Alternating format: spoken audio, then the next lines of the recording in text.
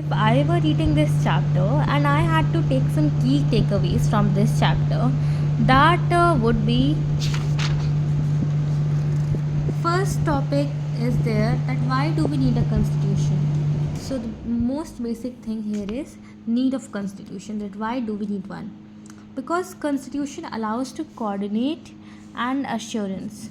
Basically it allows coordination and assurance. Like imagine yourself as a member of reasonably large group.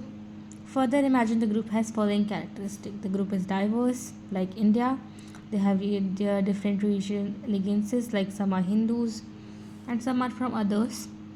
And they are also very different in respects. They pursue different professions, they have different hobbies, different taste, everything from films to books.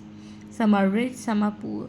So constitution basically would allow coordination and assurance that no one's right is taken away.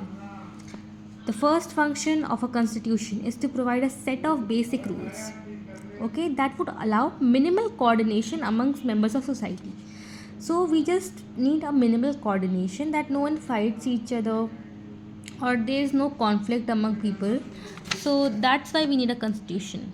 Now, a specification of decision making power. Constitution is a body of fundamental principles according to which a state is constituted or governed. A constitution has to provide an answer to this question. It specifies the basic allocation of power in a society. It decides who gets to decide what laws will be. Okay, but basically it gives the idea that who will make the laws and who gets to decide, not like a monarchical one, like where people do not get to decide anything. Okay, and if parliament has the authority to enact laws, there must be a law that bestows this authority to parliament. Like who gives parliament authority? There might be some upper authority for that gives parliament authority, that is constitution. The second function would be to specify who has the power to make decisions in a society. It decides how the government will be constituted. Basically it tells that how do we make laws and how the government would be constitution. Now, limitations on the power of government.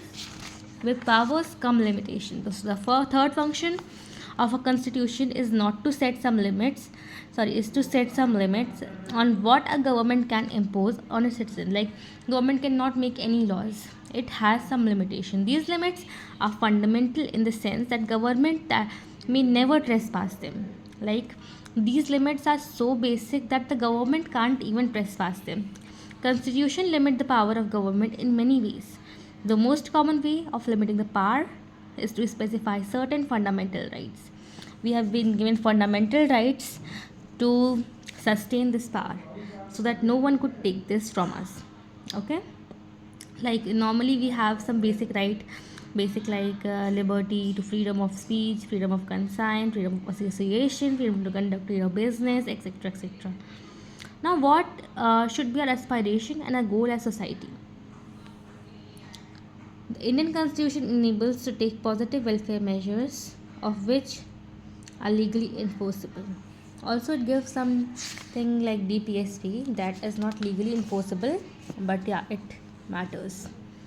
After that, the fourth function of a constitution is to enable the government to fulfill aspiration of a society and create a condition for a just society. Okay. Now, enabling provisions of a constitution. Constitution are not only rules and regulations controlling the power of the government. They also give power to the government for pursuing collective good of society. Right? And if we talk about fundamental identity of people, finally and perhaps even most importantly, a constitution expresses the fundamental identity of people. Yeah, and agreeing to certain basic norms and principle, one constitute one's basic political identity. If we are agreeing to basic norms and principle, then we are agreeing to a basic of political identity. Second constitution norm are overarching framework within one pursues individual aspirations, goals, and freedom. The constitution sets authoritative constraints upon what may or may not do. It defines fundamental values we may not trespass. So constitution also gives one moral identity. So what is the key takeaway from this page? That we do have a political identity and a moral identity. All right. Thirdly, we'll see something like the constitution has to answer something to us, that what is the constitution. So it's a legal living document that provides set of rules and regulations for both government and citizens. It's not binding to government only or citizen, to both. It's binding to both. Okay. How effective is the constitution, and is constitution just? So these are the questions that our constitution answers. Now we'll talk about the mode of promulgation. This refers to how constitution come into being. Like what is the issuing authority of that basically. The substantive provision of a constitution. It is a hallmark of success constitution that gives everyone in a society some reason to go along with the provisions. A constitution, for instance, allowed permanent majorities to oppress minorities within society would give minorities no reason to go along. Basically, someone has to get something in order to follow those orders.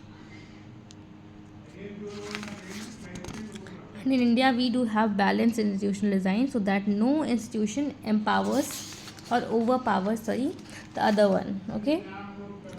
How was Constitution made? Basically, we all know the dates that when it was made. 9 December 1946 was the Constituent Assembly, and on 14 August 1947 it was divided. We all know about the dates and the data, so you all can read that. This is very important. The triangle of liberty, fraternity, and equality. It's also given in the preamble, and it's really important. So you can give this a reading. Composition, it's all data and facts. You can read that. Then comes our objective resolution. It was given by Jawaharlal Nehru in 1976. It was to encapsulate aims and aspirations of Constituent Assembly behind Constitution.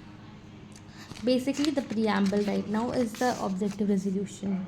These were the main points, like India is independent, sovereign republic, and this is all data that you can read. Now we'll come on to the institutional arrangements. Constitution Assembly makes a balance of executive, judiciary, legislature that collectively makes parliamentary plus federal provisions. And these are the provisions adapted from constitution by different countries. This is all data that you can read. This is it for the video. Also, you should solve these exercises. These are very important as they give you the key takeaways of the chapter.